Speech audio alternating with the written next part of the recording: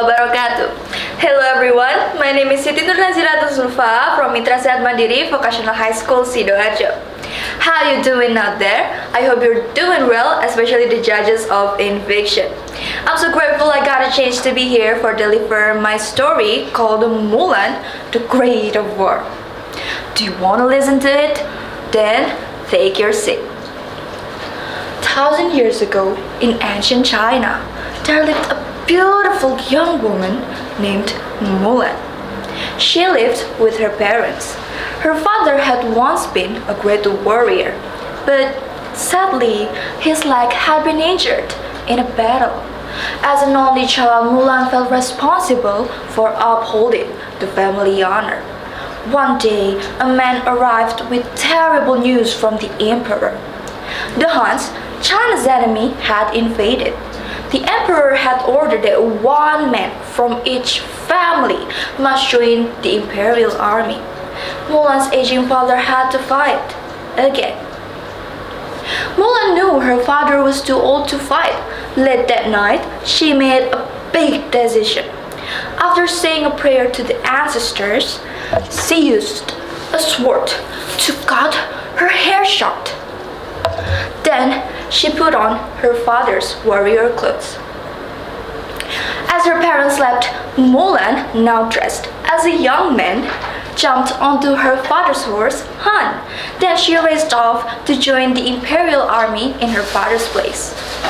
Somehow, Mulan would find a way to bring honor to her family. When she arrived at the imperial army training camp, she met Captain Li Sheng. "What is your name, soldier?" he asked Mulan. My name is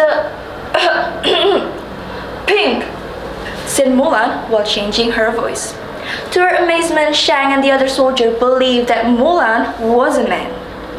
Shang worked hard to teach his soldiers strength and discipline, but Mulan struggled to keep up. Frustrated, Shang told her to go home. To earn the other soldiers' respect, Mulan retrieved an arrow on top of a tall pole. This was the hardest training task of all, but voila! Mulan had done it and left everyone speechless. Mulan wasn't alone on her journey. There's a little dragon named Mushu, sent from her ancestor to be her guardian, and a cricket named Cricky, always at her side. Working together, they wrote a fake letter ordering Shang and his soldiers to go after the Huns. Now Mulan got a chance to bring honor to her family. Hearing the letter's message, Shang led his soldiers into the mountain. But suddenly, they were surrounded by 1,000 of Huns. They were all panicked. But Mulan got an idea. She grabbed the ferryless canyon and using Mushu's flame, lit the fuse. Guess what happened? The cannon caused a massive avalanche of snow to fall on the Huns. Thought the danger was over, aren't you? The snow was now racing toward Mulan and her friends. Mulan's loyal horse Han ran to her side. She jumped onto his back. And when the snow was about to bury Shang, she pulled him to safety. During the battle, Mulan had been injured. While caring for her wound, a medical realized that Pink was a woman. Shang had no choice but to leave her behind. As she sat with Han, Mushu, and Cricky, Mulan felt that she had failed her family and herself. I should never leave home. I just wanted to do things right, so that when I look in the mirror, I would see someone worthwhile. But I was wrong. I see nothing, said Mulan while sobbing. You risk your life to help people that you love. Don't worry, Mulan. Everything will work out, Mushu replied. Then they heard the Huns' voices. Mulan raced to the imperial city to warn Shang. The Huns are alive! They're in the city! Said Mulan to Shang. Shang felt betrayed by Mulan and didn't trust her. And when Mulan tried to warn the others, they wouldn't believe her. Shan Yu, the Huns leader, kidnapped the emperor. Shang and Mulan rescue him. Furious, Shan Yu chased after Mulan onto the palace roof, but this is exactly as she planned. She grabbed Shan Yu's sword and pinned his coat to the roof. He couldn't move when Mushu and Creaky shot a rocket his way.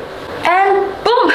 The force of explosion sent Mushu and Creaky flying through the air, while Mulan and Shang fell together to the ground as the fireworks began to fill the sky.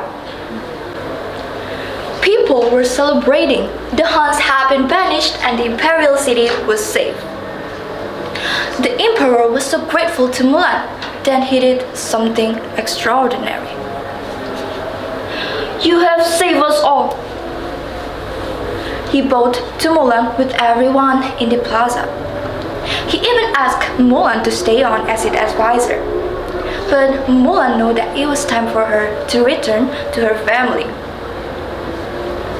At home, Mulan gave her father a sword given to her by the emperor. "The greatest gift and honor is having you as a daughter. I will miss you so," her father said. "Excuse me, does Mulan live here?" said a voice behind him. It was Shang who had brought Mulan her helmet. Then she invited him to stay for a dinner. The end. But wait a second, let me sing a little part of Mulan's soundtrack. Reflection. Who is that girl I see staring straight back at me? When will my revelation show who I am inside? So what we can learn from the story are that family always comes first more than anything. And if people might belittle you, just trust to yourself and be true to what you believe. Be brave to take a risk. That's all from me. I hope you guys entertained. Thank you very much. Wassalamualaikum warahmatullahi wabarakatuh.